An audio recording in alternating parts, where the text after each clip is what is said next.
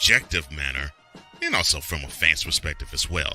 Remember, this cast feels just like you. Nobody likes you. And you don't care. Fly, Eagles, fly. Eagles Elite Podcast.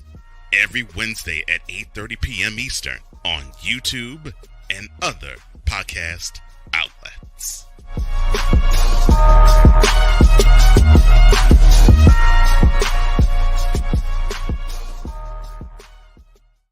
Everything Boston. I love you morons.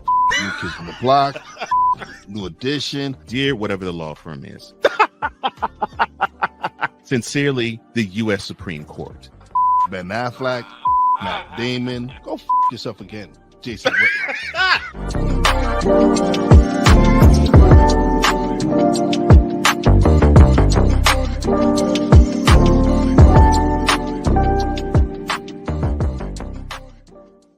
Ready to hang with some fellas who know football? Let's ride. LC Muscles 28. I think they're the most overrated defense in the league. Steel Sermon. We did not trail for a single second. Tiny Tim. McCarthy is a bonehead. A Pistol 90. I'm going with my boys. Fins up, baby. Get ready for the Four Horsemen of Pick'ems. Every Wednesday night at 10 p.m. Eastern, 9 p.m. Central on YouTube.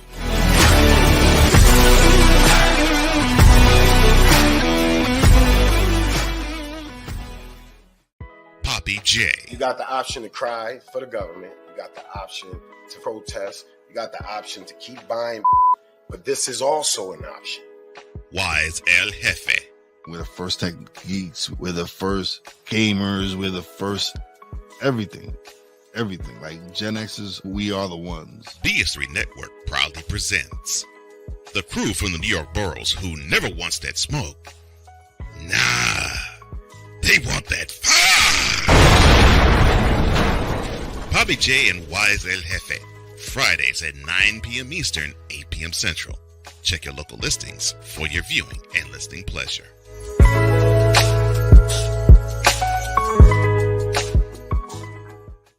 Mister, how do you operate this Twitter thing or this Instagram thing or whatever the heck? You're supposed to know all this stuff. Anyway, welcome back to the show. 14 after the hour, and good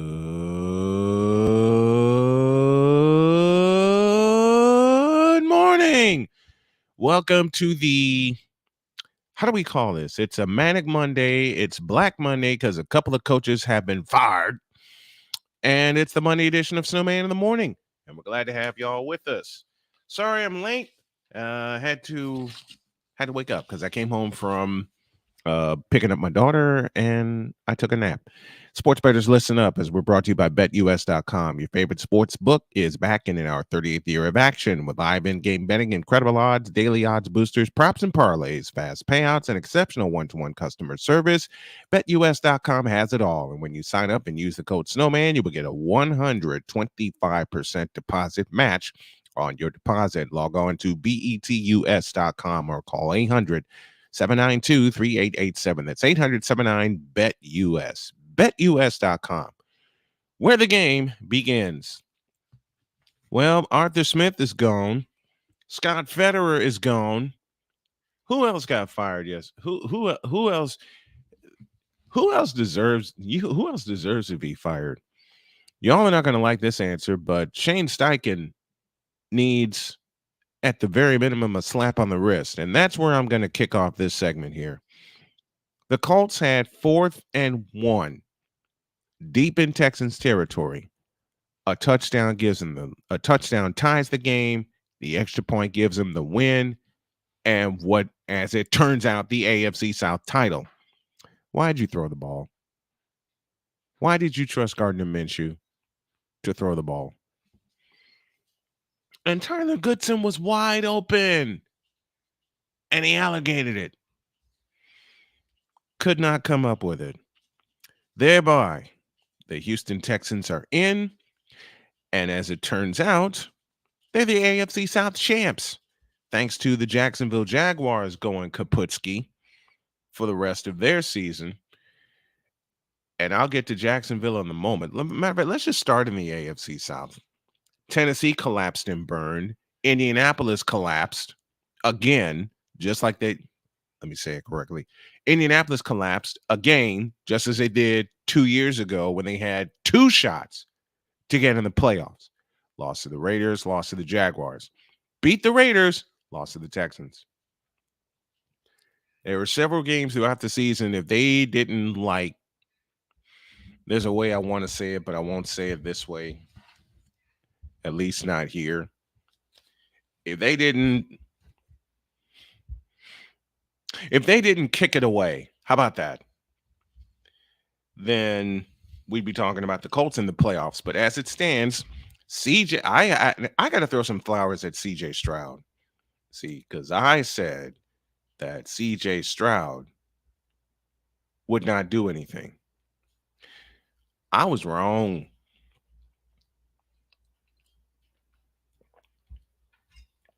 I was dead wrong. And playmakers in the chat already. I was wrong about the Los Angeles Rams too, but we'll get to them later on. I was wrong about CJ Stroud, man. And I was wrong about this Texans team. I thought they were going to be a year away. Man, they came together fast. That defense. See, when you get CJ Stroud and Will Anderson in back-to-back picks, you're on to something. And when Stroud returned to the lineup, they came together and they won the AFC South Division. Period. As far as the Colts go, you should have handed the ball to Jonathan Taylor on 4th and 1. Stay in the AFC South. What in the world happened to the Jacksonville Jaguars? What happened? I'll tell you what happened. Trevor Lawrence got hurt. And they trotted him out there the next week, and he got demolished at Cleveland. The only time they rested him was a game they played against Carolina, and we know how that went. But they had the AFC South in their hands. And they lost at Tennessee. Which prompts the question, is this the end for Doug Peterson? I don't know. Because all the pieces were there when he took him to the AFC South title last year. And all the pieces remained. But I want to hear from y'all. What happened to the Jacksonville Jaguars? What happened? What happened?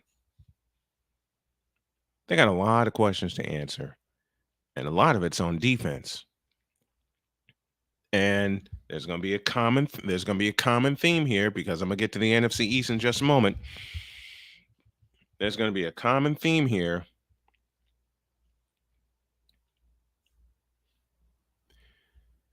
Jacksonville's fate, and a lot of people are not going to like how I'm going to say this, but I'm going to say this honestly.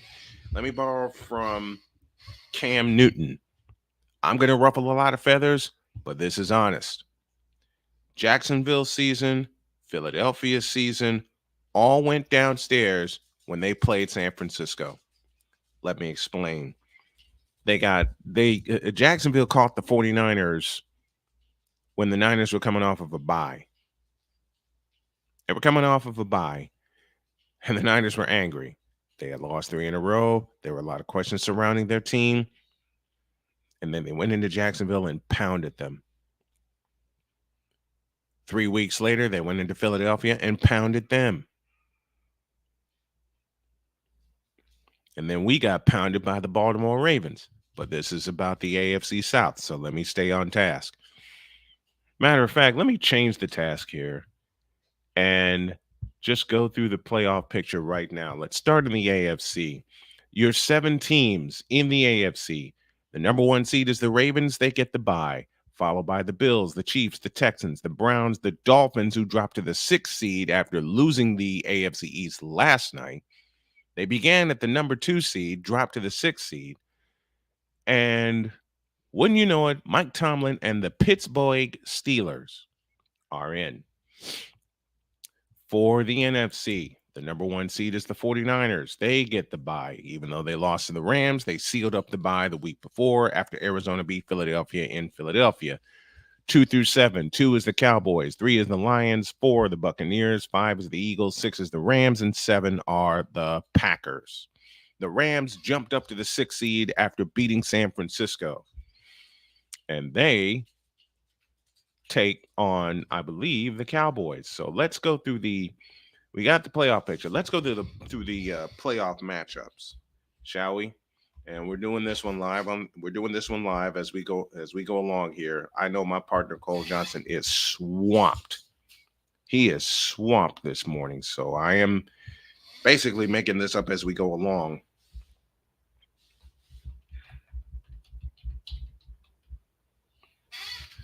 So our playoff matchups look like this. Stafford returns to Detroit. The Rams versus the Rams get the Lions. And they're going to Detroit.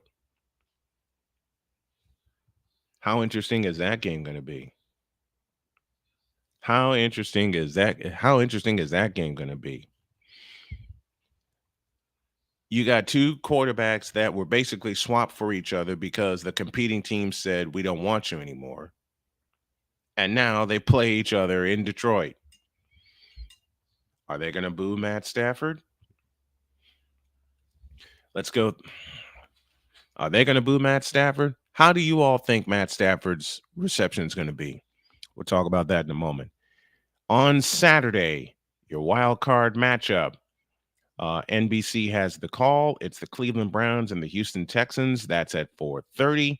Your 8:15 game, the Miami Dolphins and the Kansas City Chiefs. So the world champion Chiefs have to play a wild card game. Not unusual, but kind of unusual the way the Chiefs backslid their way into the AFC West title. Your Sunday games go like this. We go to Rich Stadium in Orchard Park, New York to kick off the day. It's the Pittsburgh Steelers and the Buffalo Bills at 1. Packers and Cowboys at 4:30 and 8:15 on NBC, Rams and Lions. And I'm looking at the Browns and the Texans on Saturday. That's the one I'm looking at doing. I might switch up and do the Steelers and the Bills. Matter of fact, I'll make that a poll. Which playoff game should I cover? Now, I want you to keep this in mind that Sundays I have to leave at 10:30 to take my daughter to work. So I cannot take all the late games out of the equation, like 8:15 and beyond. Which game should I cover? I'll leave that to y'all, and I'll put the poll up, and we'll have the results later. The Monday night game, the Philadelphia Eagles and the Tampa Bay Buccaneers. Are the Eagles in trouble? Let's just go right to that game. Are the Eagles in trouble? I want y'all thoughts. I think the Eagles are in serious trouble. I think Jalen Hurts and the Philadelphia Eagles, because they don't have an offense, or shall I say they have a very predictable offense, are in serious trouble. And that defense, the last 5-6 weeks of the season, has been absolutely smoked over an open fire. And again, I go back to a statement I said earlier. It all started against San Francisco. May not believe it, but it happened. I mean, when the defense, it actually, you want to be really honest, it started a week before against the Buffalo Bills, because that should have been a runaway, because the Bills were in free fall at the time. And yet they allowed Buffalo to hang around and hang around. Now, Buffalo's a good team, taking nothing away from them. They allowed Buffalo to hang around and hang around and hang around. And the next thing you know, they're in overtime.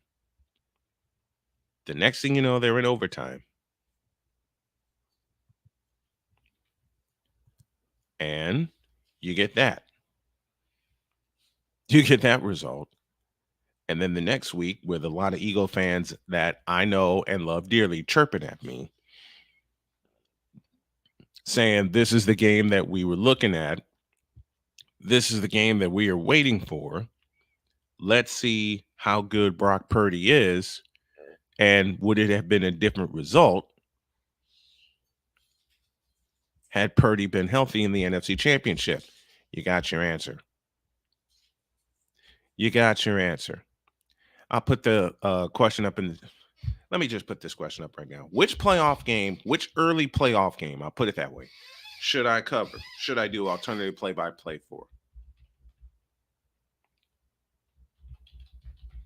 And I can't do any late games I can't do the late game on Sunday or Monday. Let me put it that way. I can't do the late games on Sunday or Monday because I have to take my daughter to work at a certain time. So that could leave Kansas City and Miami open. I already got one vote in. I already got the question out in the chat. One vote is in for Cleveland at Houston. I think that's going to be the most intriguing matchup of the playoffs, of the wild card round. I beg your pardon. The most intriguing matchup is going to be Cleveland and Houston, because nobody expected these two teams, myself included, to make the playoffs. You have Cleveland led by Joe Flacco, and then C.J. Stroud doing C.J. Stroud things with the Houston Texans. And you know what's crazy? That just might be a 1,000-yard offense game with no punts. Royce and Gibbs in the house, along with Sharif Ahmed. Thank y'all very much. Do Cleveland at Houston, since you can't do the most. Playmaker, what's the most intriguing game? Houston did a worst to first. That's why I'm looking at it. The only late game that I can do would be Saturday, and that's Dolphins, Chiefs in Kansas City.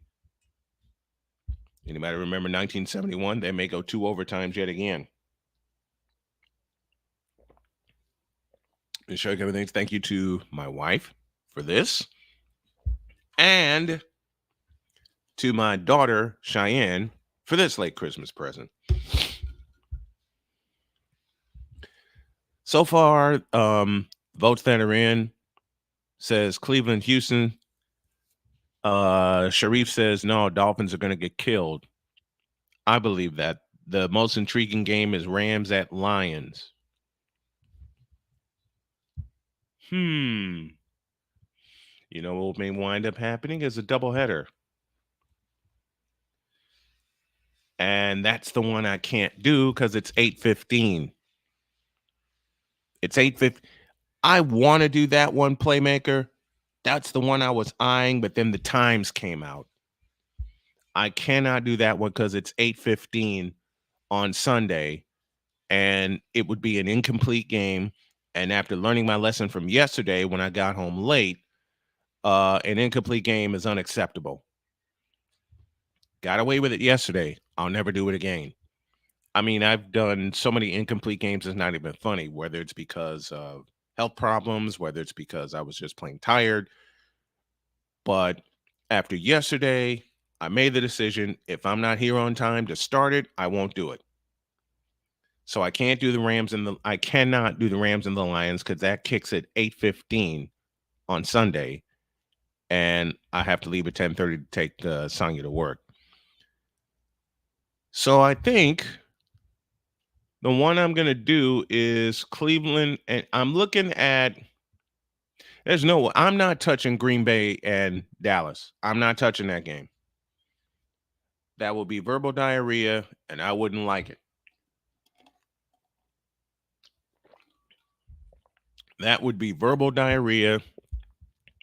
I'd have so much trouble concentrating because it is the Cowboys and it is the Packers. What do y'all think? Pittsburgh and Buffalo, is that a good one? Should I do that one on Sunday? I'll tell you what. Here's how I'm going to do it.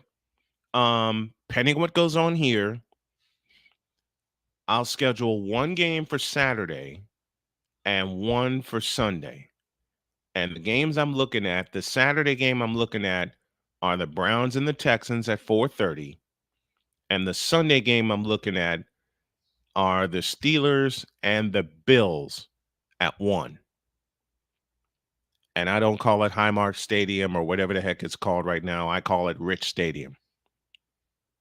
I still call it Rich Stadium. Royston Gibbs in the chat says Dolphins might pull that one off. You really think the Dolphins have a chance against Kansas City? That do Cleveland at Houston. That opens up wild card weekend. Yeah, I can do that. All right, let's lock it in. And throughout the show, you'll see me do some graphics, and we'll lock them in. Cleveland and Houston will kick off wild card weekend, and by that time, I should be home and situated. In fact, I plan to be home and situated because I'm going to run out that morning. And Sunday, which one for Sunday? Should I do Steelers Bills or Packers Cowboys to keep the 4:30 thing? What do you guys think?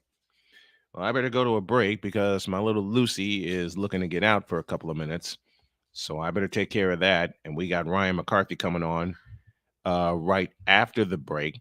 But we'll talk some more playoff stuff as well as a very important question, which says, is this the end for Bill Belichick in New England?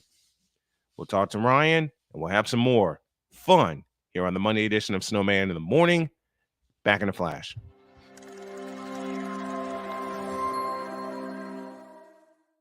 Everything Boston. I love you morons. You kids from the block. New edition. Dear whatever the law firm is. Sincerely, the U.S. Supreme Court. Ben Affleck. Matt Damon. Go yourself again. Jason Whitlock.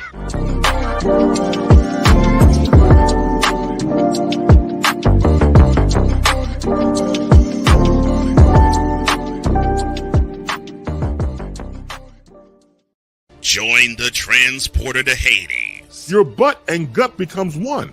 Join the reformer of hooker whores. This is my daughter, Placenta Booty Johnson. Join the bronze god. Whenever you are in distress, take off your baseball cap and throw it in the air. Join your very own superhero of broadcasting, Chris Bass. So whatever color crayon they get, they palm it and do 2 circles, and that translates to, I can beat up black people. As she takes you through the week's paces in Baseline. Live every Saturday at 8 a.m. Eastern, 7 a.m. Central, No, Pacific Time Zone people, just stay asleep when this is on live and just catch the recording. Oh, I'm sorry. Exclusively on the Chris Bass YouTube channel.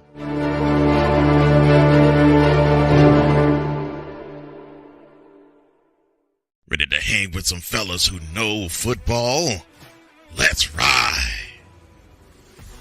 LC Muscles 28. I think they're the most overrated defense in the league. Steel Sermon. We did not trail for a single second. Tiny Tim. McCarthy is a bonehead. A Pizzle 90. I'm going with my boys. Fins up, baby! Get ready for the 4 Horsemen of Peckham's.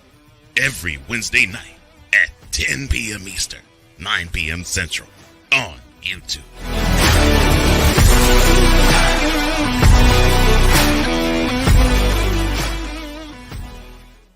Mister, how do you operate this Twitter thing or this Instagram thing or whatever the heck? You're supposed to know all this stuff. Anyway, welcome back to the show. I kind of like this setup. Wife gave me the idea. You ready to upgrade your coffee game? Prepare for an invasion of flavor with Invader Coffee. It's the caffeinated elixir that fuels champions, the blend that pushes boundaries. Whether you're battling deadlines or exploring uncharted territories, Invader Coffee has your back. Join the invasion at invadercoffee.com and taste the difference for yourself. Use the code Snowman for 15% off of your first order. And let me thank Wise for the suggestion of ChatGPT, because they came up with that read right there. Speaking of read, somebody's going to get read the Riot Act. And for once, it ain't me.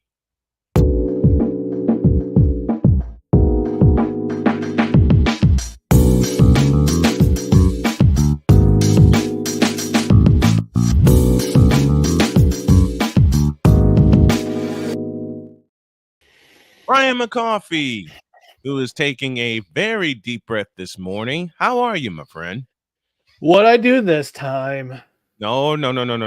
You're not going to get read the riot act. I was expecting you to read someone the riot act. Oh, okay. First of all, how was the Prudential Center? It was great. I mean, this is my second time over to the Prudential Center, and it's a great experience. I sat in pretty much the same section I sat in the first time I visited, when I went to see the Devils and the Oilers back on New Year's Eve 2021. So, yeah, it was a great experience. Parking is somewhat to be desired because it's in downtown Newark, but overall, fun experience. Can't wait to go back again. Just don't know when, but it'll probably be an annual experience from here on. There are three cities I would never want to park in: Los Angeles, Chicago, and New York. And I've done Chicago already because I used to live there, and hunting up parking in different places was crazy. Okay. I got a forward message from you yesterday, and I was out driving. The streak is over. It is over. It is over. Finally. 17-3 was the final score. And before I even ask the question, the obvious question of how do you feel, there's something I need to play.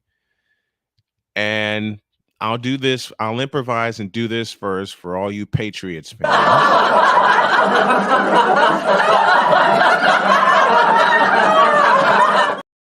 And I'll couple it with this. Who actually thought the Jets were going to beat the Patriots yesterday?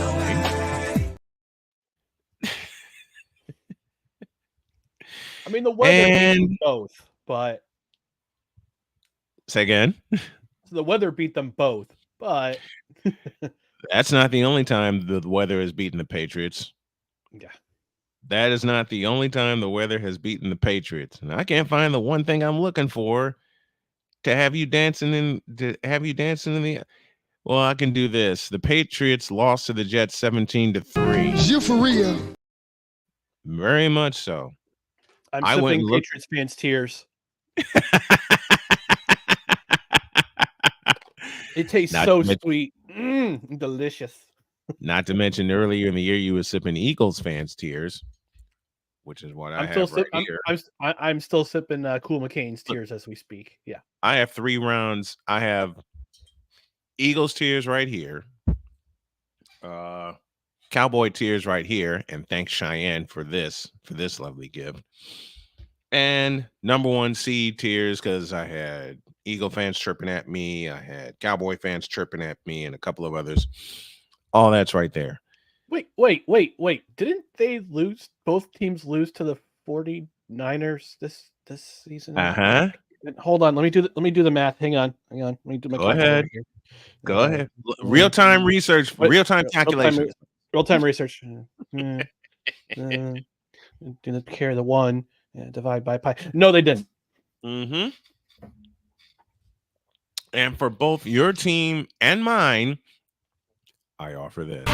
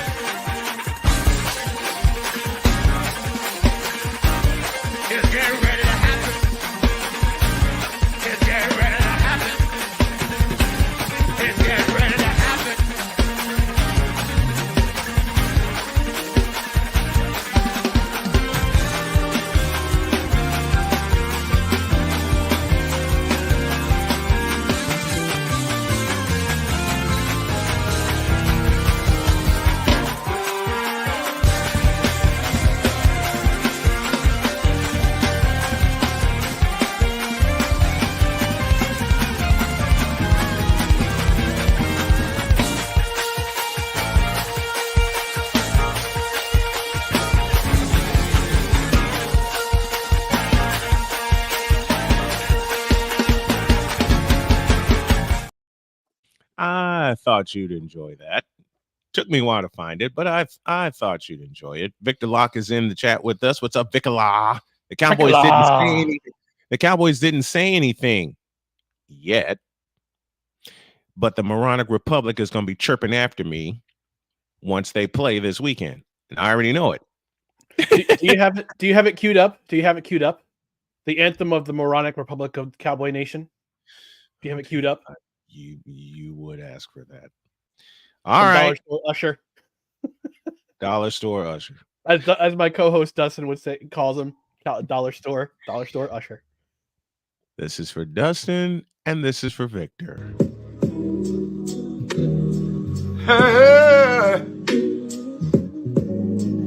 Ain't nobody calling me, texting me, paging me, asking me, are you still involved? Calling me, texting me, paging me, asking me, am I still involved? Y'all usually check on me. Listen. I'm still involved. Woo, oh, shut up, my boy. I'm still involved. Oh, I'm still them boys. I'm still them boys. Yeah. I'm still them boys. Yeah.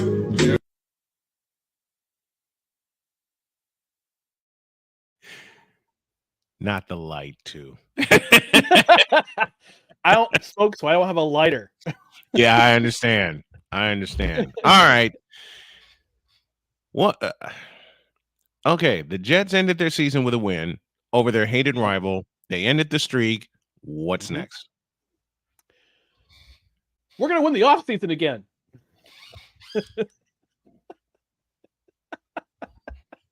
You would have to say that. While I'm taking a sip, you would have to say that. Yep. Doesn't it seem like they win the offseason every year, though? Doesn't it seem like it every year? At least in the Joe Douglas era, yes. They win the offseason every year. And then the results in the field don't translate for some reason. I don't know why. No. But where do the repairs begin this time? Because I'm doing a live offensive line. Thank you. Offensive line. You climbed into my head. Because I'm doing a live draft. I'm doing a live draft show of the entire weekend, unless I have a UFL football game. But then that schedule will change. But I'm at least doing the first round. I'm at least doing the first round in its entirety, which means I'm going to break my caffeine rule, and Jody knows it. Because when I did it last year, I think I got to pick 26, and then I passed out. And Jody had to come get me. I shut it down. I was ready to get up from this chair and go to bed, but I didn't go to bed for an hour because Jody had to come out and get me. And she says, "Look, you put in your work. You have to go to bed." Yeah. Well, I mean, there's a few questions that are lingering right now. So, I mean, with this the priority in the offseason for position wise, offensive line, yes, a complimentary receiver for Garrett Wilson because the Alan Lazard experiment failed miserably, and the search for a backup quarterback. It did. And they shut him down for like the last 2 games of the season. They shut him down. So either he's going to be trade bait. Tell me that experiment again. Tell me that experiment again. The Alan Lazard experiment. Alan Lazard's out of there. He has to be. Yeah, I think he's trade bait. I don't think they can release. They can buy him out from his contract, but I think they can trade him. They can at least get a 3rd round pick or a 4th round pick for him. Great. They also need a backup quarterback, and they need to develop a quarterback that can develop, which they can probably get in the draft. So, those positional wise, those are the things to concentrate on, I believe. Yeah, the defense is solid, but it got wasted the last 5 weeks of the year because they were called on to do entirely too much. Yes, but there's one player and Jets fans have on their radar to see what they do with him. That's Bryce Huff. Mm-hmm. He had a breakout season this year.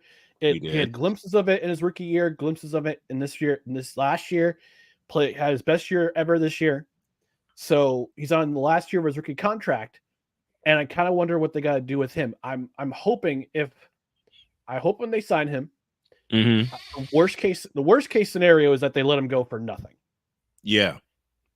But if they do an exclusive tag, exclusive franchise tag, although they'll probably use it somewhere else, I think they'll do a non-exclusive tag for him, Mm-hmm. and they'll see if they can get a second or third round pick for him, because they don't have a second round pick right now. The Packers own that second round pick in that Aaron Rodgers trade. So, Right. but they keep their first round pick, which is good. I mean, the one blessing, it's the silver lining in this whole season with Aaron Rodgers being out, is that the Jets keep their first round pick and they're picking 10th. Mhm. So, and I gotta say this to all the negative Jets fans out there who said, well, we should have tanked against the Patriots yesterday. We should have lost all the way out. We would have improved our draft standing. This is why I hate being a Jets fan at times, because I get it. You fans, you negative Nancys out there, Mm-hmm. ruin it for people like me, who I get it. I Rational understand the thinking. misery. Look, rational thinking Jets fan that has been in the midst of the misery. Mm-hmm. All right. And you know what? I think I just had a little brainstorm here. Oh. Because I think Ryan needs to unleash on these negative Nancy Jets fans. Form of this.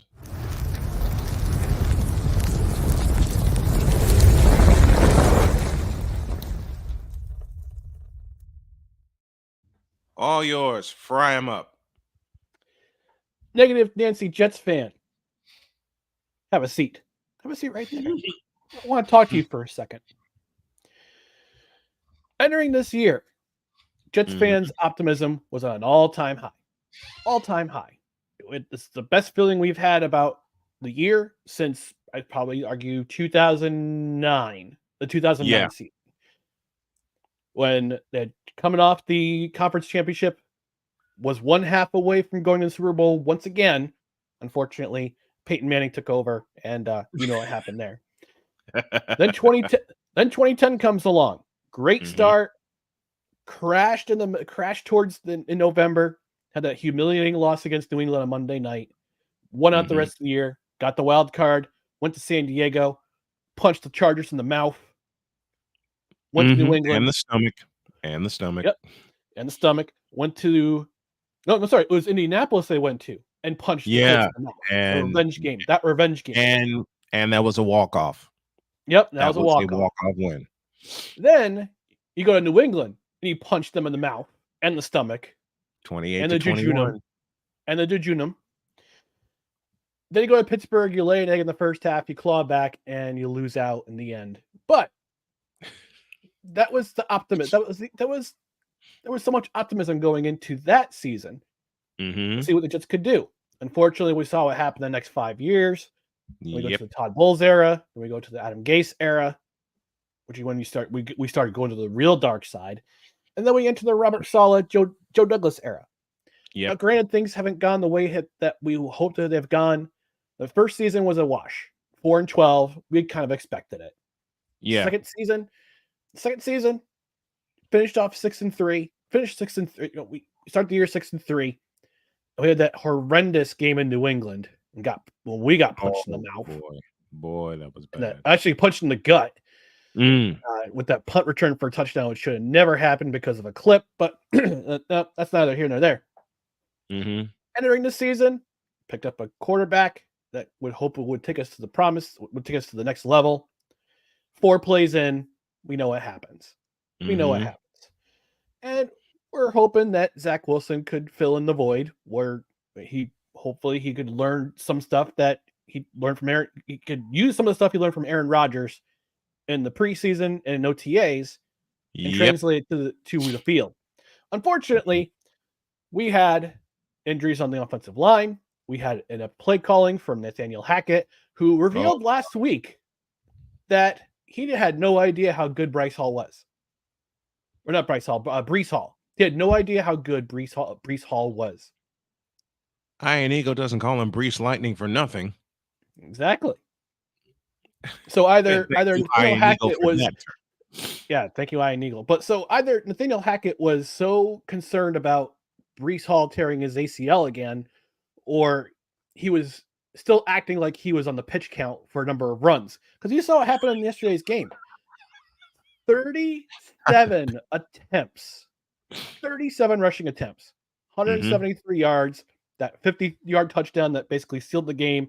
And would be my parlay, by the way. I bet Breece Hall anytime touchdown and New York Jets first touchdown in the game. Won that parlay. Boom. Great. Sweet. But I'm watching Jake Asman after the game. And Jake. I love Jake as well. So to my love yesterday, sent him a super chat. So I'm told him to get a Chipotle bowl. But I'm listening, I'm watching and looking in the comments at all these negative Jets fan coming out and says, we should have lost, and we could have leaped in the order in the draft. I wanted a super great draft pick out of this, blah blah blah. It's like, guys, we just saw the Jets beat the Patriots for the first time in 8.5 years. It's 8.5 years of torture. I don't have to endure anymore. I don't have to hear it from Pats fans saying, "Oh, we own the Jets. We own the Jets. Belichick owns the Jets." Well, guess what? We probably won't have to hear that anymore, because the Jets just sent. If this happens, if this is they it, they just sent Bill Belichick packing in his Patriots career with one of these. I wasn't. I wasn't ready. Wait for it. Oh, you want me to do it again? Yeah, do it again. So, Jets fan, our team, and what I call the Breece Hall game, sent Bill Belichick and the Patriots home with one of these.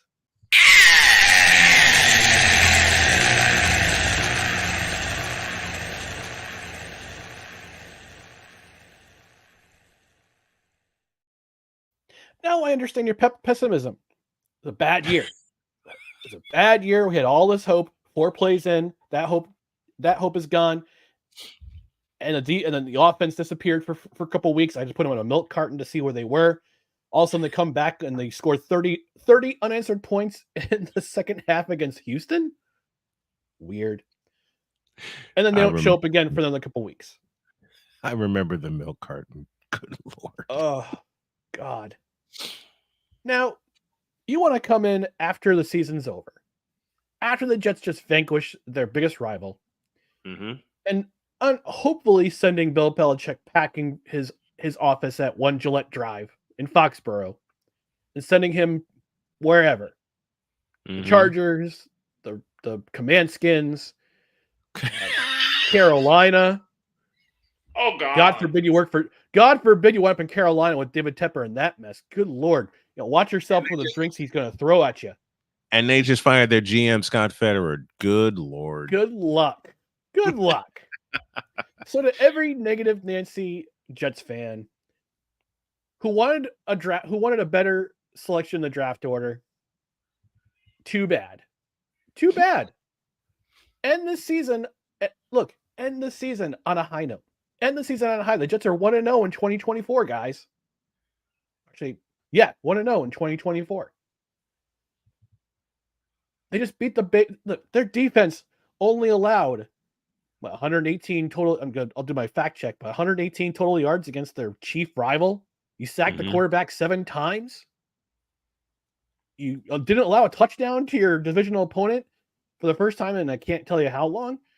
And it's the first time you beat the Patriots in Foxborough since 2008. 15 years since you beat the Patriots at their home in the regular season. So get off the negative energy. Come off that black horse you call fandom. And have some optimism after the season. It's only day 2 of the offseason. Day 1 of the offseason. And you're still crying and grousing about the fact that you didn't get a higher draft pick. Please. There's still plenty of talent out there. You know Joe Douglas is going to take the next highest. He's going to take the best available. He's going to take the best available. Hopefully, it's an offensive tackle, particularly left side, because good Lord, that left side of the offensive line was just bad this year. So let's come into 2024 with a sense of optimism. We know what this defense can do. I want to see what this offense can do with a full season of Aaron Rodgers. And just put your black horse, put your dark horse up to the barn for now. Let's just focus on the offseason.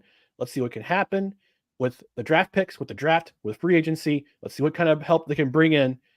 And let's come into 2024 on fire like we did last year. Bye-bye.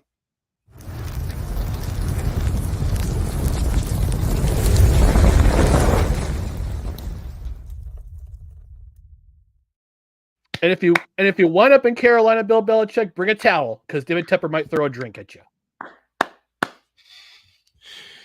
Thank you. Anybody who winds up in Carolina, good luck. That's all I got to say. And Jay's going to be on later. Oh boy, we're going to have fun with that. Oh, I can't wait for that. Jay's Pipe is going to be on later. In fact, I may bring him on early just so we can have a full 40 minutes with that. Good gracious. Well, that's our frying session for this morning with Ryan McCarthy. I will. Let me just say this. Let me just say this about the Devils game on Friday. It was great to see Connor Bedard on the ice until that hit by Brendan Smith. That's unfortunate. And then Jack Hughes goes down a little bit later. So all the lesser went out of the game. Yeah. And So Bedard's on IR with a broken jaw. Yeah. And Blackhawks fans want Brendan Smith's head. on a platter. But forget a platter. Look at the replay. But that was a clean hit. Clean hit. That was absolutely a clean hit. Yeah, it was shoulder to head. It was clean, and he had the puck. Yep. And Smith's skates did not leave the ice. No, if his skates have left the ice. Yeah, I would have said that's a dirty hit, but it didn't. But his skates didn't leave the ice. That was absolutely. Now let me say this for the NHL. You need to do better, and I've said this since Sidney Crosby went down with his neck and concussion issues in 2000. I want to say 10 or 11. Protect your stars. Find a way to protect your stars, because when you have two stars, one the youngest All-Star elected to the All-Star game ever, and one of your best players in the Eastern Conference whose star has been rising the past 3 seasons, go down with injury because of another player, that tells me that you don't care about player safety. You don't care about protecting your stars, and you want to market your stars so you can have non-hockey fans follow along. Protect your stars, please. Protect your stars. But Gary Bettman hasn't figured that out yet. No, that's sad. I'm sorry. Did I say that aloud? Oops. I didn't hear anything. Ryan McCarthy joins us as he does every Monday. It's Coffee with McCarthy. You can see it on his YouTube page as well as the Snowman Multimedia YouTube page. And when are you on the air next, my friend? Tomorrow night at 8, Dustin and I are going to recap Week 18. And then Saturday, with the Saturday morning brunch, we're going to preview the playoffs. Playoffs? I'm sorry. Playoffs? Are you kidding me? Playoffs? I just hope we can win another game. All right. Thank you, Ryan. Appreciate you.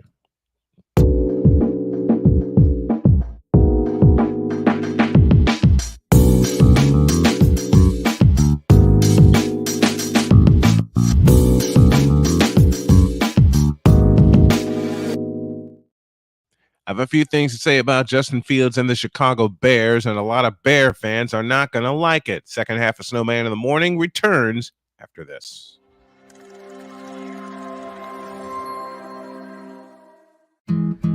Where did the time go?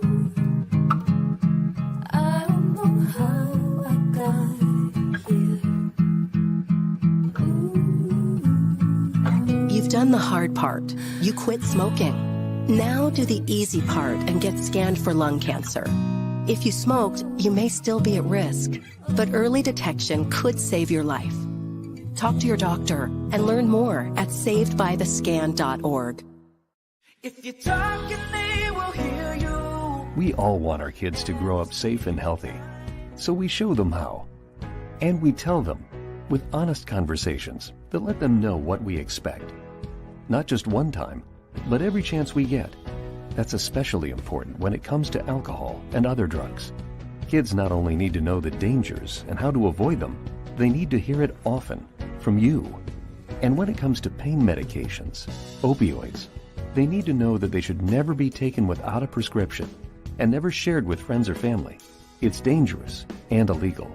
So talk with your kids and guide them through the challenges of growing up safe and healthy. Because when you talk, they hear you. For more information about talking with your kids about underage use of alcohol and other drugs, visit underagedrinking.samhsa.gov. So talk, they hear you. You can do it if you try.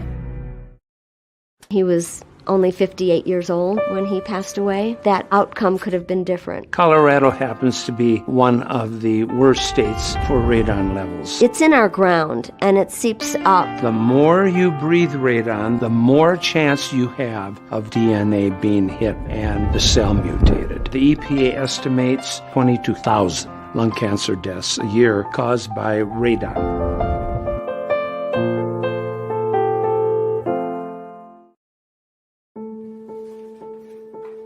We all make choices. When it comes to alcohol, kids make choices whether to drink or not. Bye, Dad. Bye-bye.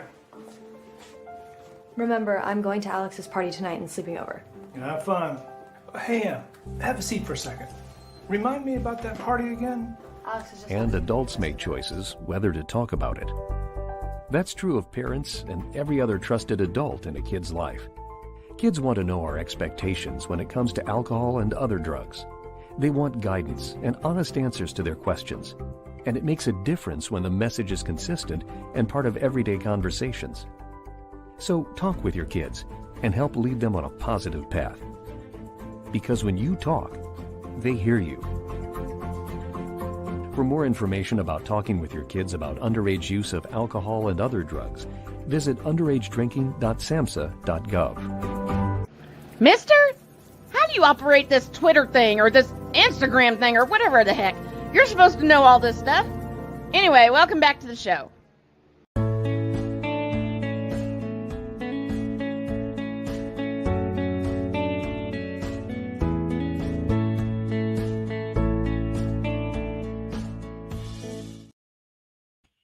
Oh man, we've had a lot of fun so far on this what turned out to be an abbreviated edition. You did see the whip around because I was late getting on, but let's go to the Fanatics feedback zone. The Jets finally beat Belichick.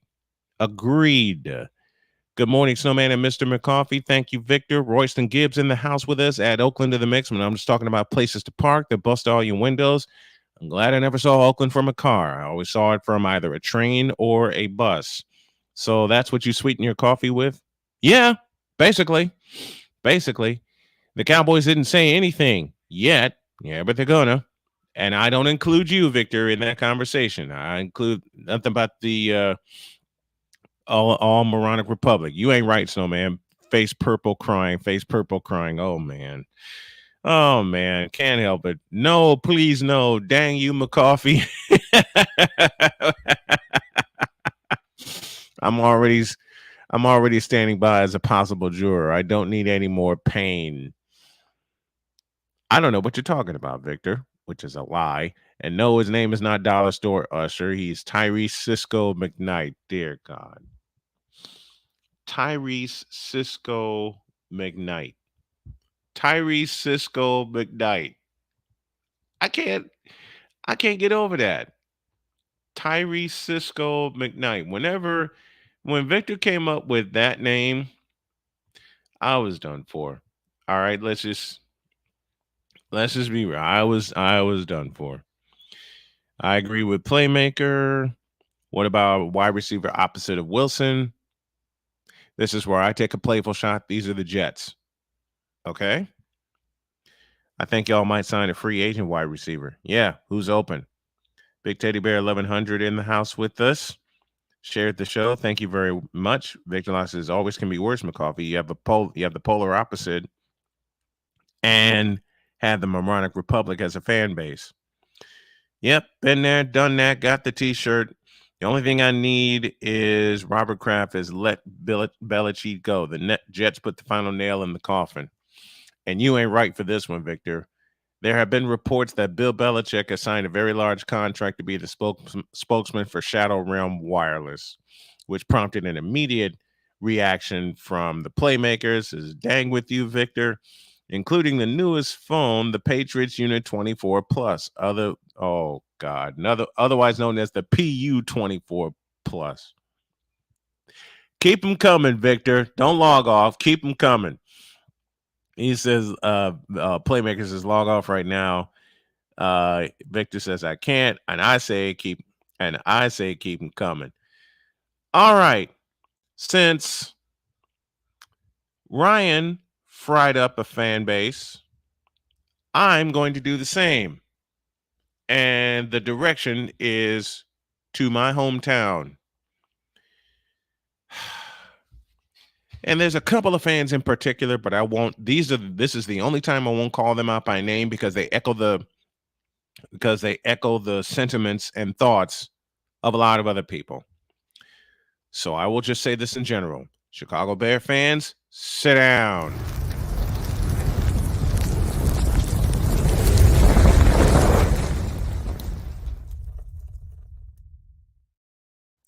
Where do I begin? It's pretty simple. Justin Fields ain't him. Now, with that out of the way, the Bears messed up another generational talent at quarterback because they are too stupid to realize that they need more than just a quarterback. They need an offensive line. They need a running game, and they have none of that. You know why they have none of that? Because they're too stupid to draft correctly. They drafted one offensive lineman this past year in the draft. One. Did he finish the year? No. Did Justin Fields play a complete season? No. Has he played a complete season since he's been in the NFL? No. Not behind that POS offensive line. And oh, by the way, the person that they had as a coach once upon a time, Mr. Matt Nagy, yeah, it feels like he's never left, even though he's back in Kansas City ruining that offense. Even though he's back in Kansas City ruining that offense. And I say ruin because that's exactly what he did to Justin Fields. That's exactly what he did to this Bears offense. And they have not been the same since, nor will they ever be the same. Why? Because you have a POS organization with people at the top that don't know when to let go. But this is all about Justin Fields. See, I got in a fight with some fellow Chicagoans. And again, I'll say it the way I said it before, and I will be completely honest. Justin Fields must go, and he must go now. You can stockpile you have the number one pick, okay? You have the number one pick. But Justin Fields, not only does Justin Fields have to go, but Matt Eberflus has to go. And I don't even know the name of the Luke Getsy. They all have to go. All right? Because Luke Getsy has no idea to call an offense. How to call an offense, I beg your pardon. No idea whatsoever. None. Absolutely none. Zero, zip, zilch, nada, nothing. Because your offense needs to be more than hear Justin Fields run for your life. It needs to be more than that. You know why it isn't? Because there's no offensive line protecting him. There's no running game that they can trust. And you mortgaged your future for DJ Moore. Why? And the Panthers screwed up, mortgaging DJ Moore for a quarterback that's not going to be any kind of good. I'm sorry. I've seen better. I mean, granted, Bryce Young, and we're going to talk about that later, has the world's worst offensive line, saved the Bears. But what is Justin Fields going to do behind that line? Not a dadgum thing. Nothing. Nuetthyon. Nothing. And I know that's spelled incorrectly. I did that purposely because I watched a cartoon while I was on my way home from work, from picking up my daughter. But Justin Fields is not him. Good arm, good legs, not a complete quarterback. You've had 3 seasons and no one developed him. No one. You had no one within your organization, Chicago Bears, to develop Justin Fields. And you know why I had the opinion I did about C.J. Stroud? Justin Fields. Justin Fields hid behind an offensive line and was able to showcase what he could do. Darian Hopkins, Sports Show, is with us. Congratulations on your 1K. Thank you. So we're roasting the Midwest Committee of Bear Idiocy. Doggone right we are, because they need to be roasted.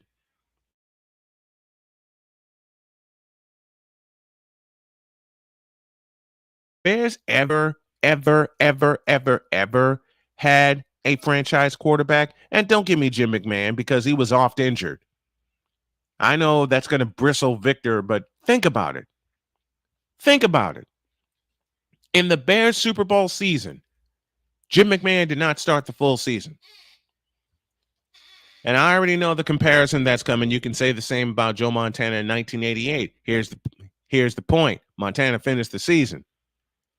McMahon finished the season in Chicago, but he wasn't available for the next couple of years because of Charles Martin. McMahon was oft injured when he came into the league out of BYU. Okay? But he's the closest thing to a Bear quarterback, to a Bears franchise quarterback that this organization has had. And I'll even make the case for Mitch Trubisky being the closest thing to a Bears franchise quarterback, but he got ruined by Matt Nagy. Trubisky had the skills of a quarterback. Justin Fields has the skills of a running back in a quarterback's body. And that's exactly how he has been treated and how he should be treated until I see something different. Justin Fields, you are not him. And if the Bears were smart, they go after a complete quarterback by the name of Drake May. And they draft a couple. You know, the Midwest Committee of Bear Idiocy seems to be blank bent on them drafting Marvin Harrison Jr. Here's the problem. Who's going to throw to him? Who's going to throw to him? You can't expect Justin Fields to trust him. He barely trusts DJ Moore. He barely trusts Darnell Mooney. He barely trusts Cole Kmet. And yes, I say barely. I'm looking in this camera and I'm telling y'all, he barely trusts his weapons. But the one weapon the Chicago Bears needed very, very badly, and they won't have for a couple of years, and I've said it often, and I will continue to say it, is a consistent running game. Because you let the best running back you've had in a few years walk to the NFC North Division champions. Does the name David Montgomery mean anything to you? A great quarterback can lean on a consistent running game when he has a bad game. A great quarterback cannot be the consistent running game. Josh Allen, hello. So get the heck out of my face with this. All we need is Marvin Harrison Jr. Because Marvin Harrison Jr., if you're smart and you get drafted by the Bears, you tell him no. You go to a team that's actually going to use you correctly.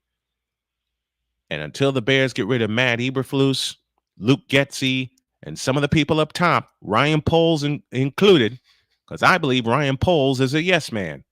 He's not going to make the daring decision to trade Justin Fields. He's not going to make the daring decision to draft a running back that's necessary, that can be a bell cow running back for a quarterback to lean on. They're not going to get as lucky as the Houston Texans and get 2 game changers within 2 picks of each other. They're not. They have the number 1 pick, and they're going to mess it up again. And until I see different, and I will be covering the draft. I will be covering the draft, and I'll have a cast of thousands with me. I'll have a cast of thousands with me representing every single team. And the trick this time is to bring them on one at a time. I'll have a cast of thousands with me. The Bears are set in mediocrity for the remainder of their days until they grow a set and get some players in here that actually want to play the game at their correct positions. In the immortal words of my good buddy David Kaplan, get some football people in there. Fix this doggone thing. I'm done.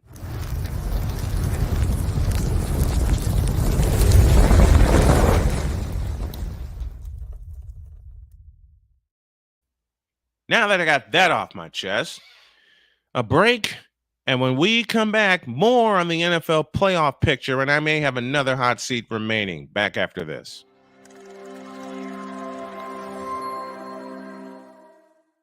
Everything Boston. I love you morons. You kids from the block, new edition. Dear whatever the law firm is. Sincerely, the U.S. Supreme Court. Ben Affleck, Matt Damon. Go yourself again, Jason Whitlock.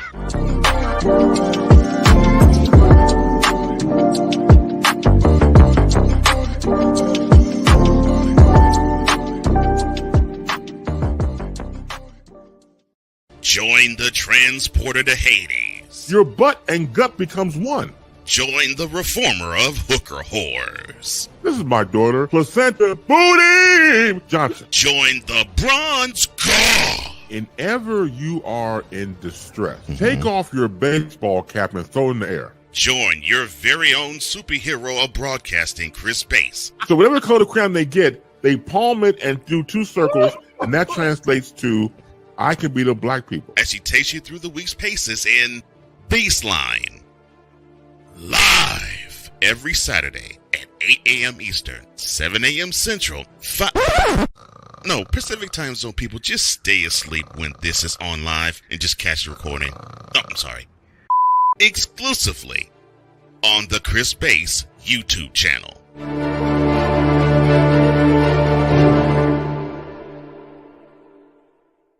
Ready to hang with some fellas who know football? Let's ride. LC Muscles 28. I think they're the most overrated defense in the league. Steel Sermon. We did not trail for a single second. Tiny Tim. McCarthy is a bonehead. A Pizzle 90. I'm going with my boys. Fins up, baby. Get ready for the 4 Horsemen of Pick'ems. Every Wednesday night at 10 p.m. Eastern, 9 p.m. Central on YouTube.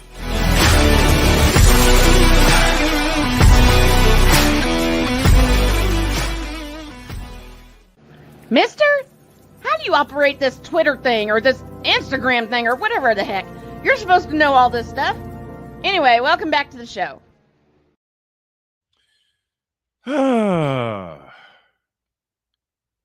Yes, I just roasted the Midwest Committee of Bear Idiocy, and I will gladly do it again until they get it right.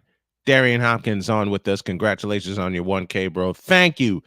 It's been a grind and a half for this entire team to get there. 2,000 is next, and we're going to get there by the summer. I have ridiculous goals, and I plan to chase them all down. Jay Spivey to join in about 15 minutes from now. But there's one other game I need to break down, and I am going to have about... You know what? This is what Playmaker is doing right now to me. When I said that the 49ers would kick the daylights out of the Rams, and Playmaker promptly said, "She." So I need to give myself one of these.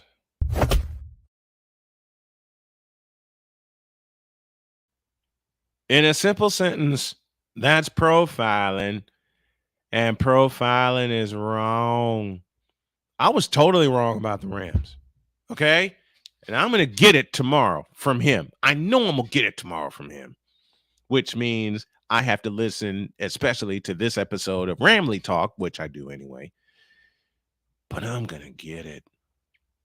I'm giving myself a reality check because I'm about to get it twice over, once from Cole and once from the playmaker. But the playmaker is going to be with me tomorrow, and I'm going to get cut to shreds.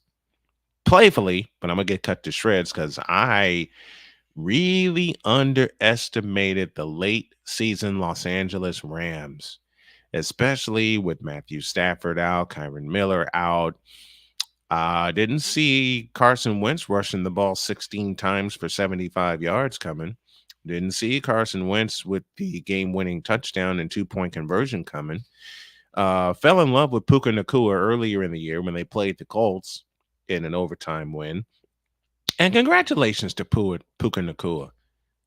105 receptions as a rookie, all-time rookie record.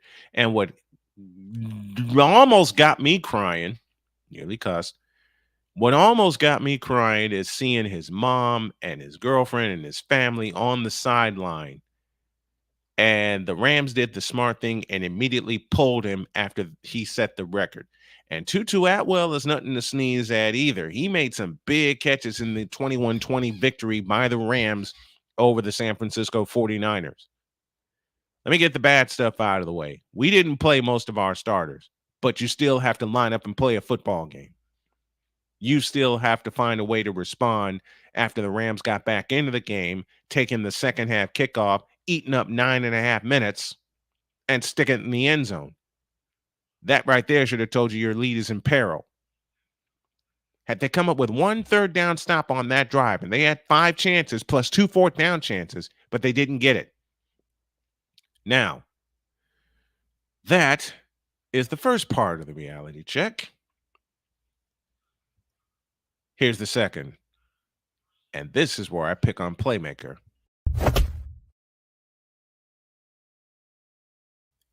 We got the number 1 seed. Y'all didn't. We get a week off. You don't. Remember 2 years ago when the Rams finished 12-5? Remember that? And they got the number 1 seed and walked it all the way to the Super Bowl. And I know Playmaker's going to hang that over my head because they beat us at the most important time, which was the NFC Championship. I already know that's coming. And I know that's going to be part of his tirade tomorrow. I already know that. And I welcome it because I was wrong. As the legendary comedian Ron White said, Bess, that's profiling. And profiling is wrong. And I was dead wrong about the Los Angeles Rams.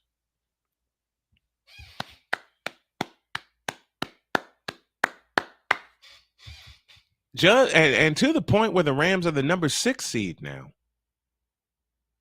To the point that the Rams are the number 6 seed. And I'll echo a question that Playmaker said. Do you want to face the Rams right now as hot as they are? Any other team, I'd say no. If I'm the 49ers, I say yes. Because now we have a reason to get even. I remember the year 1989 when the Rams beat us 13-12 at Candlestick Park.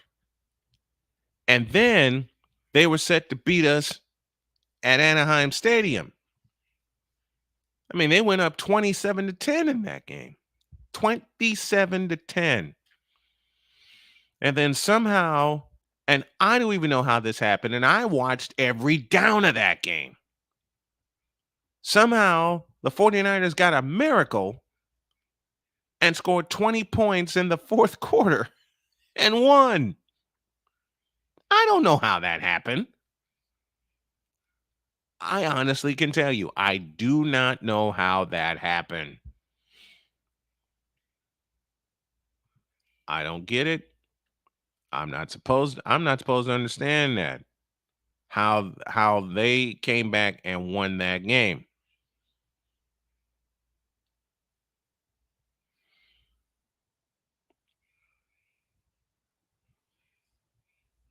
And I'm trying to find a moment right now during that game in which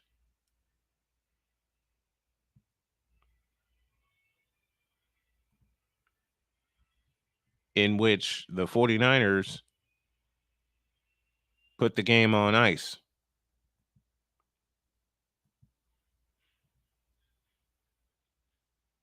So while I do that, heck nabbit. Oh, this is the moment right here. Hugh Millen recovers the fumble. You're seeing this courtesy of ABC Sports. I don't have the sound up yet, since we're talking 49ers and Rams, and that's possibly a matchup for the NFC Championship. Let's go to Al Michaels. Oh no, the ball never comes up at all. That ball never That's even right, came Dan off the Beardorf. ground. Also That on ball the looks call. like Doug Smith. It just slipped right out of his hand.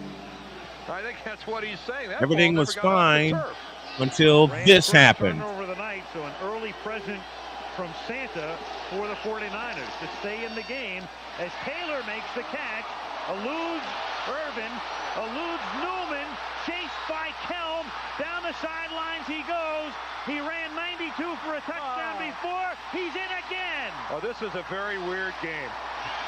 96 I'm glad I'm here. yards.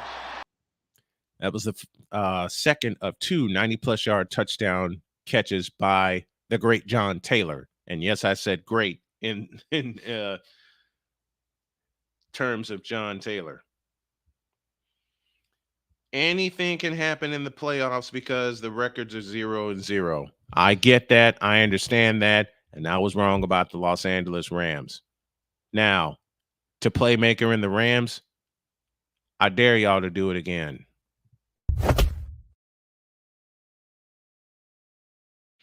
And that's the reality check on myself. And I needed it yesterday. A pause, and when we come back, Jay Spivey will be here. And boy, we're going to tear up the Carolina Panthers. Back after this.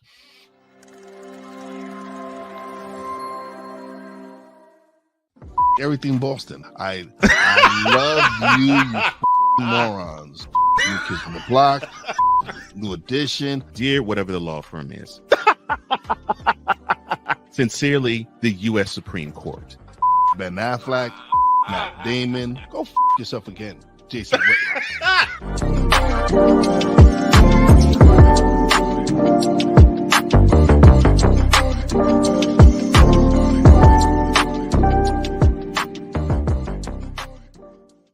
Join the transporter to Hades. Your butt and gut becomes one.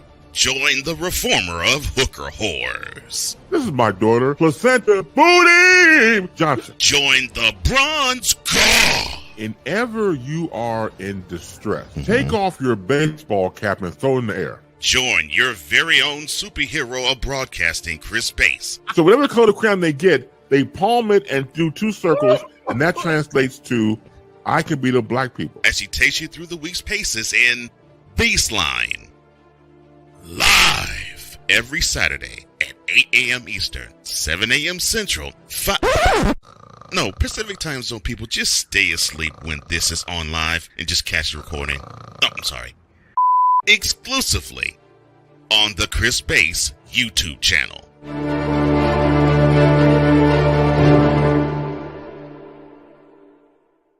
Ready to hang with some fellas who know football? Let's ride.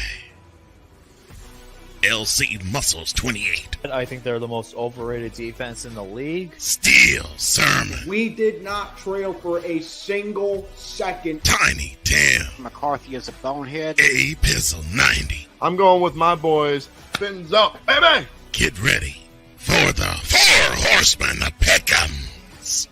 Every Wednesday night at 10 p.m. Eastern, 9 p.m. Central on YouTube.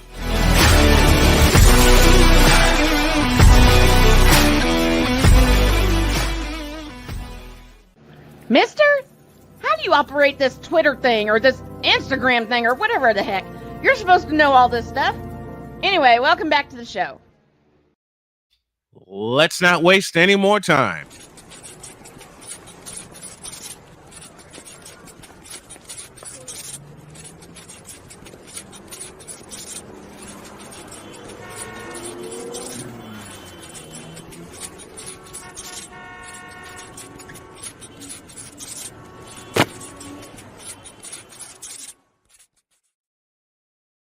I wanted to have some fun this morning, and Jay Spivey is with us. Good morning, Jay. How are you? Good morning, sir. How are you? I'm good, man. I I didn't know where to begin because I know what we were going to tear up, especially after what happened this weekend. And I will just echo your statement out loud. The Carolina Panthers are a serious joke right now. Oh, they are. They're a laughing stock, and they're a long way. And because they're a long way from being good. And they were talking about the draft order last night on the Sunday night game, and there's no fix for this team because of the terrible trade they made. Mm-hmm. They have no fix whatsoever. None. I mean, even if they land, I think they have 5 picks, if I remember correctly, this coming draft. Yep. Even if they land on all 5 of them, it's not going to fix this mess. Yeah, and it starts just like I railed in on the Bears earlier. It starts up top, and as long as David Tepper's in charge, you're going to have a mess. Well, what he did last week is a joke, and the way that the NFL treated it, it's like a slap, not even a slap on the wrist. Mm-mm. He throws a drink at somebody in Jacksonville, acting like it was no big deal. And he one of the richest people in the country, gets all of a $300,000 fine. And for you and I, that's a lot of money. Yeah, it is. For him, that's literally pocket change. That's a drop in the bucket. I mean, he can find that in the cushions of his couch. Mm-hmm. And that's all they give him. $300,000. They didn't even give a suspension. Nope. They didn't give him a And suspension. He's fired people left and right. He's already fired the general manager this morning. Who knows who's going to hire as a coach? And why would any coach want to be a part of this organization? I don't know.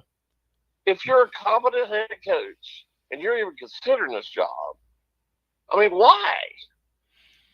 There's nothing there for them to. There's not any talent. There's no talent. None. And None. even if Young is the answer for quarterback, we don't know that because he has no talent around him. There's no offensive line. At Zero. all. He's running for his life every day. I mean, even when he throws for 300 yards, and I said the same thing about Justin Fields, even when he throws for 300 yards, he's running for his life. And they've been, because they have no talent, I mean, 0 points last 2 games? None. 8 quarters, no points. 0. And then I don't know if you saw it on Facebook yesterday, but what they did yesterday was nearly impossible to do at any level of football. They finished that game in 2 hours and 37 minutes. And that was the first alert I got too, was that score. It was that score, 9-0. And I'm going, wait a minute, it's barely 3:30. Yeah, I was watching Red Zone, as I always do on Sundays. They showed the score because, I mean, nobody wanted to watch that nightmare. No. They showed the score. I said, is that really the fourth quarter? And there was like 6 minutes to go in the fourth quarter, like 3:15. Mm-hmm. And I couldn't believe it was 9-0. 9. Oh, they have nothing. They have absolutely nothing. And then they mortgage their future, sending DJ Moore to the Bears, and we're going to tie in the Bears here in just a moment. They mortgage You know how I feel about DJ Moore. I've said it a million times. I don't think he's a number 1 receiver.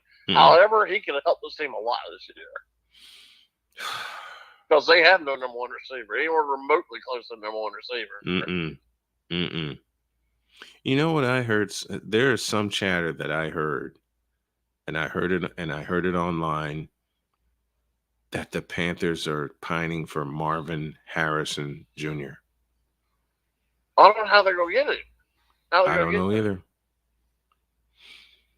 I mean, why? I mean, I don't know how. They have no collateral for that. And because I would imagine at worst he's going to be the 3rd pick. He's probably, if the Bears keep Fields, which I think is a huge mistake, and I think they're leaning that way at this point, just for the tea leaves, I think they need to get rid of Justin Fields.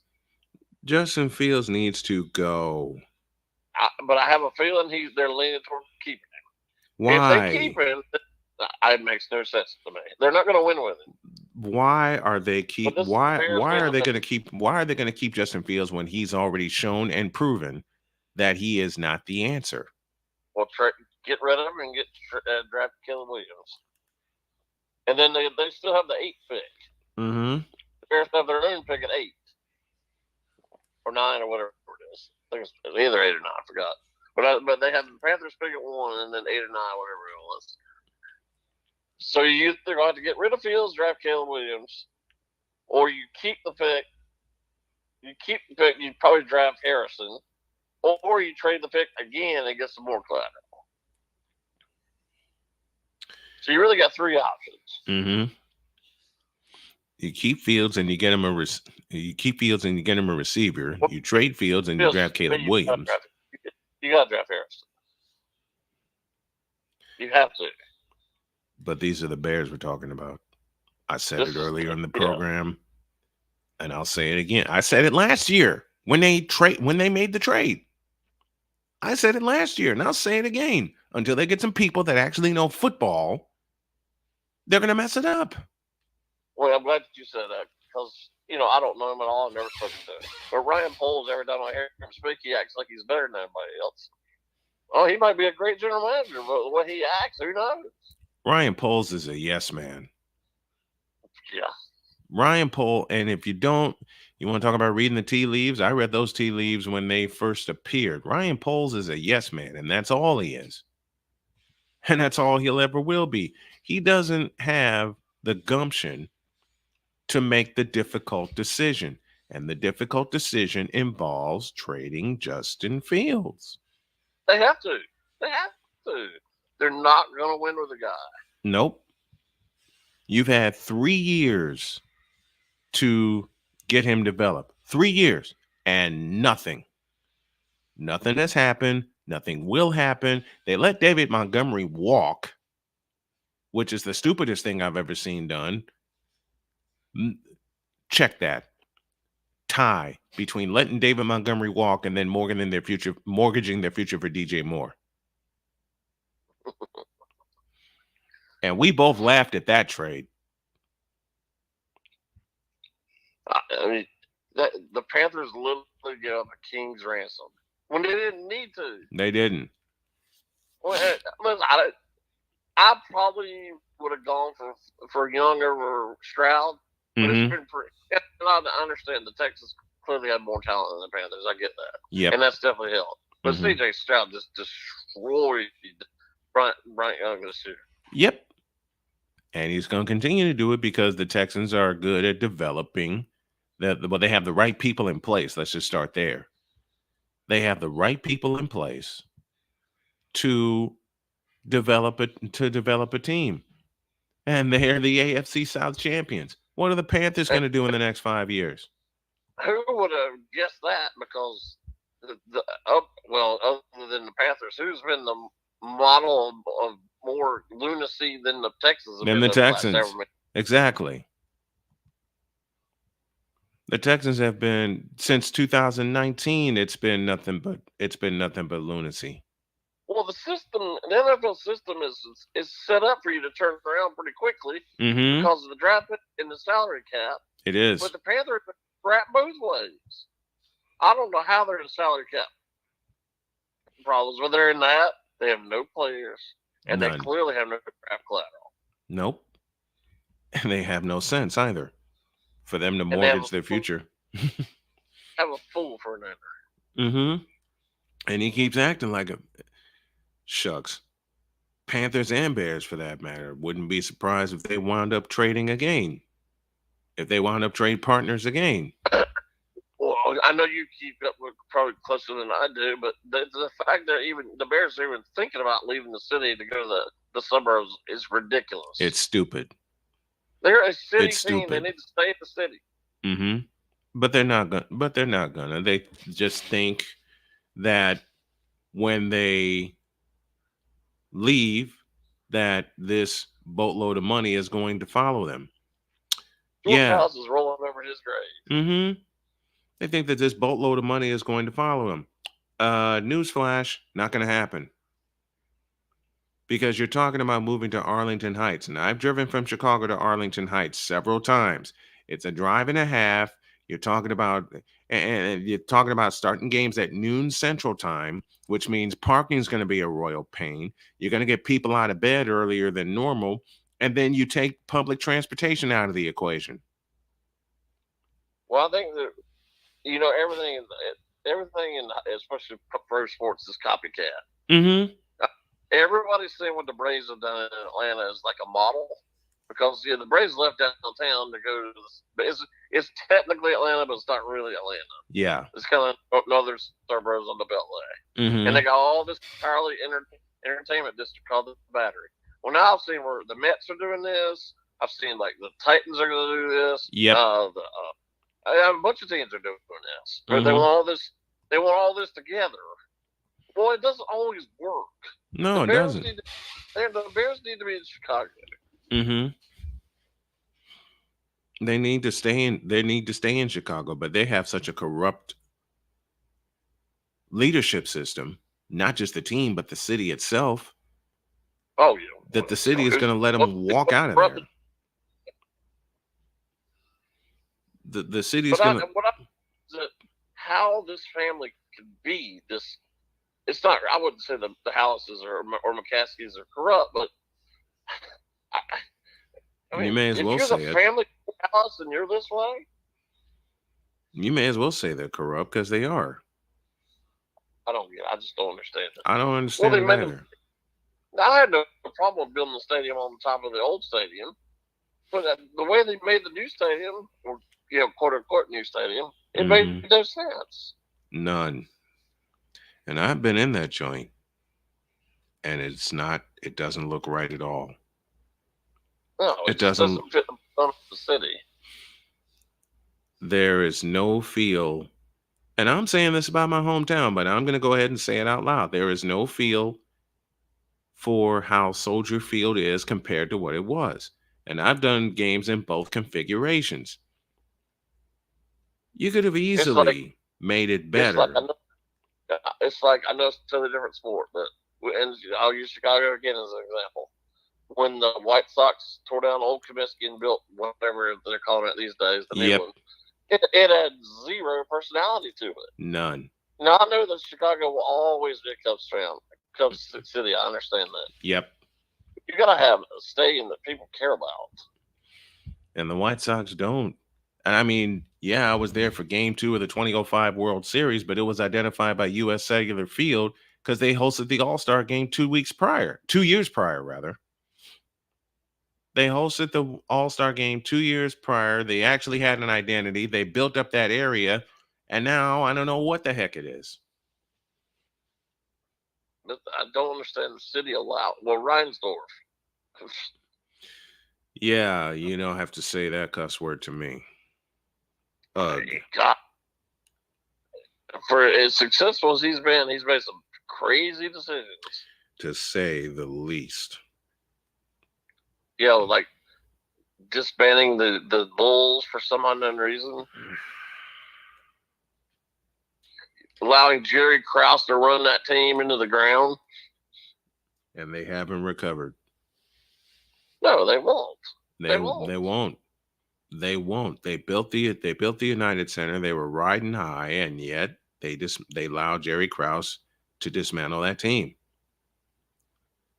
Why? Well, I think you're in agreement with me on this. Why would you let Jerry Krause run a team when you have, in my opinion, by far the best player in the history of the NBA? Mm-hmm. And you want to just piss him off for some unknown reason? I will never forget, after the Bulls won in 98, I will never forget Michael Jordan's words when he said, let me do this right. I will never forget Michael Jordan's words after they won the title in 98, when Michael Jordan said, quote,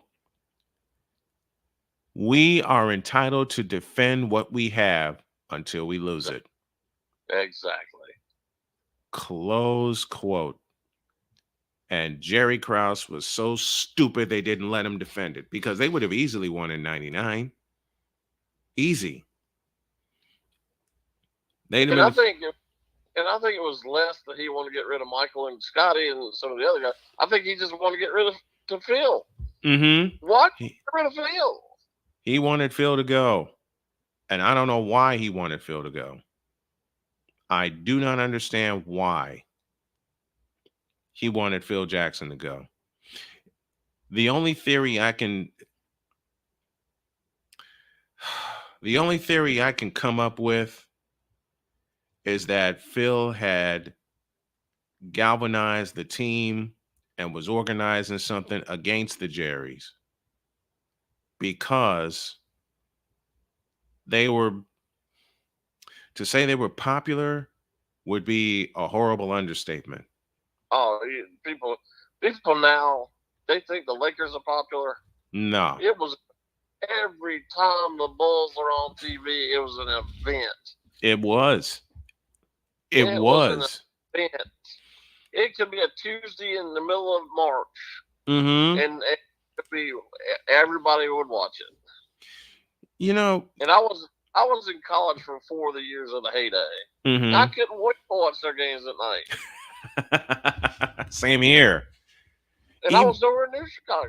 Even when they were like in the tail end of the 80s when they were facing the Detroit Pistons and the Boston Celtics. I mean, people were turning on their televisions then to see what the Bulls would do, to see how far they would come from what they had in 85 against the Bucks until to what they were doing against the Pistons, and then eventually beating the Pistons in 91. Everybody wanted to see that progression. And what have I always said? And you've said it with me. Progression is what's missing with some of these NBA stars. Well, the progression and the challenge is what is missing with these NBA stars. And I know that everybody watched The Last Dance, which to me is one of the best documentaries I've ever seen. But watching it, I know he can't speak for himself since he died, but Jerry Krause was a joke. They always laughed at him. I didn't watch The Last Dance because I lived it. I was living in Chicago at the time the Last Dance was happening, and I've had so many people challenge me when I lived in North Carolina. They you don't know about The Last Dance. Want to bet? Like, want to bet? Not only do I know about The Last Dance, I lived The Last Dance. I saw it live from 1984 through 1998, and not just through the game broadcasts either. See, what I do a lot is read, and there were these two little newspapers called the Chicago Sun-Times and the Chicago Tribune. Took a lot of clippings from that. Took a lot of stories from that too. And those little blurbs that were coming out that they highlighted in the documentary and blew up and made like segments of their own, knew about that stuff when the blurbs came out. I saw a friend of mine texted me while I said Jordan admits he would have had trouble during the Twitter era. No, he wouldn't have. He would have thrived in it. Yeah, he would have. He would have thrived with it. Easy. Easy. He did. Because he did every single thing to motivate himself. He'd have thrived in the Twitter era. And he hated Jerry Krause so much that he was doing anything to piss him off on a given night. Yep. Any and everything. And what makes it so, and what makes it so crazy, and what a lot of people don't realize, you know how much motivation that team had? Yeah. You know how much motivation that team had? To like just destroy Jerry Krause? For the most part, they did. They did.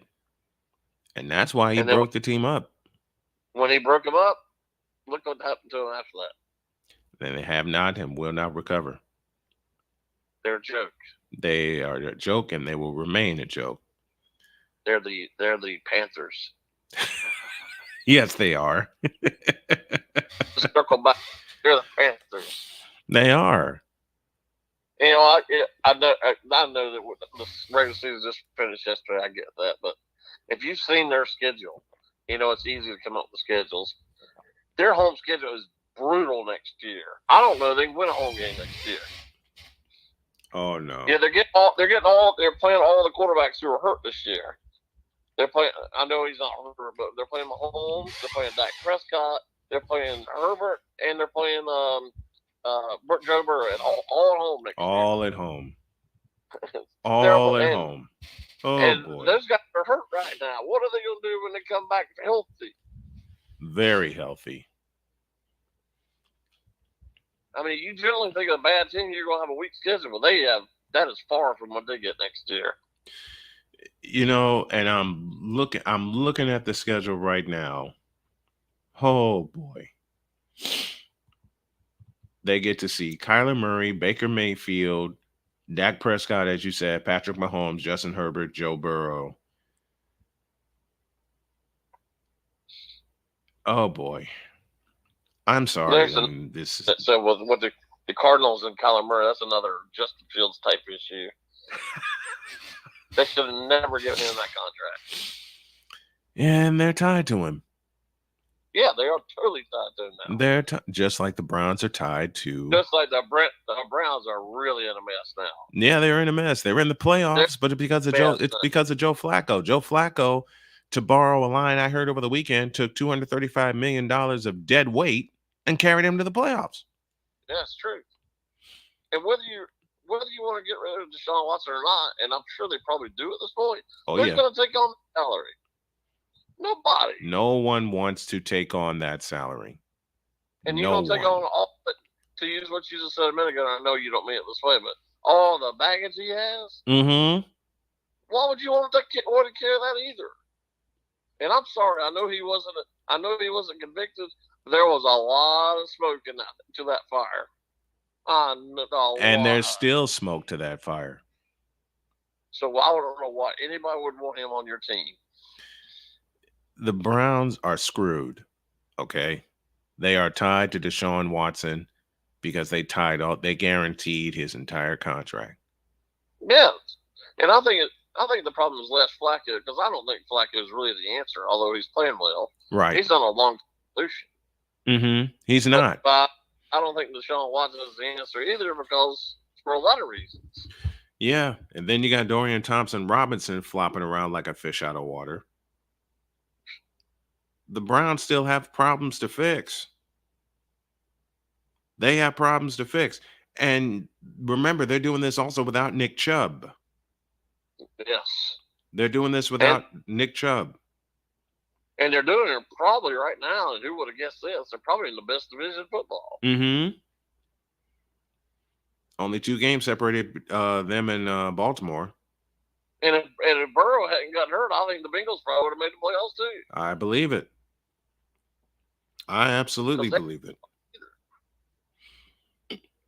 And we didn't even touch the Hornets. We'll touch them next week. Dear Lord. Oh, my God. There's another team that cannot be fixed because of where they draft every year. They can't get free agents. They have idiots for owners. They're a joke. See, and you joke around with me when it comes to a certain Carolina sports apologist, and I know you joke around with me, but there's a certain apologist you and I both know that will cover everything up and just try to produce the good out of it. You know it, I know it. Well, you know, I root for a bunch of teams, and I see the flaws in them, and I can admit to it. Same here.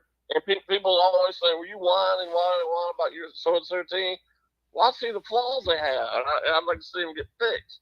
Now, granted, I know I'm not a general manager, and I can't fix it, but as a fan, I have a right to speak out. Yep. I don't care what sport it is. And because you do speak out, because you do actually care about seeing the flaws get fixed with your teams, you're labeled a hater.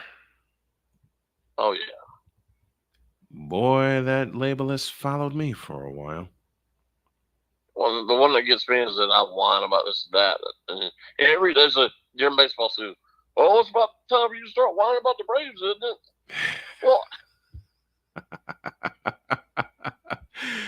Oh boy, gotten that one.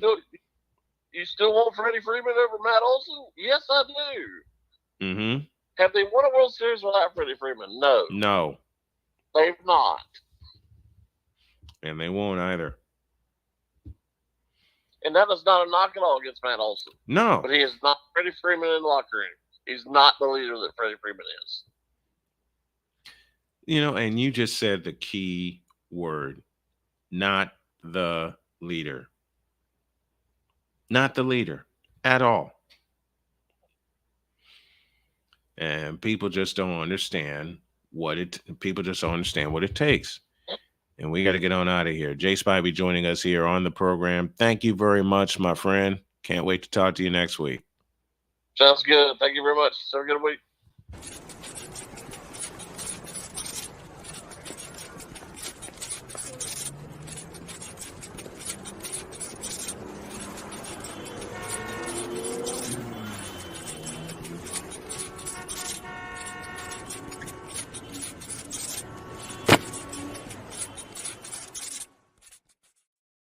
You know what I forgot to talk about today? The national championship, the Michigan Wolverines and the Washington Huskies. I'll add this note very quickly.